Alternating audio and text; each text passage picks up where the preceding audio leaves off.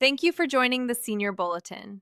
Today, we're looking at rising tensions in the Middle East and what they could mean for global energy markets and the broader economy. Recent reports indicate increased military activity involving the United States, Israel, and Iran. Officials from multiple governments have confirmed missile strikes targeting military and strategic sites in the region. At the time of recording, diplomatic negotiations that had been ongoing appear to have stalled. Iranian officials have stated that they reserve the right to respond to any military action. In response to the latest developments, reports suggest heightened security activity near the Strait of Hormuz, one of the most strategically important waterways in the world.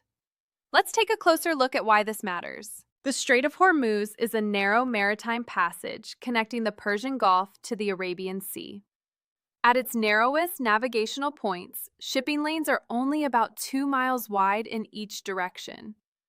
Approximately 20% of the world's daily oil consumption, estimated at around 20 million barrels per day, according to the U.S. Energy Information Administration, EIA, passes through this corridor. In addition, a significant portion of the world's liquefied natural gas exports, particularly from Qatar, transit through this route. Because of this concentration of energy shipments, analysts often describe the Strait of Hormuz as a global energy choke point. Any disruption, whether temporary or prolonged, could impact oil prices, shipping costs, global inflation, manufacturing expenses, food supply chains. Energy market analysts have noted that even speculation about disruption can increase crude oil prices. Historical data from previous regional conflicts shows that markets tend to react quickly to uncertainty. However, it's important to emphasize that full closures of the strait have historically been rare, even during periods of significant regional tension. Several Gulf countries do maintain alternative export routes. For example, Saudi Arabia operates an east-west pipeline to the Red Sea with capacity of approximately 5 million barrels per day. The United Arab Emirates operates the Habshan-Fujairah pipeline, capable of transporting around 1.5 million barrels per day.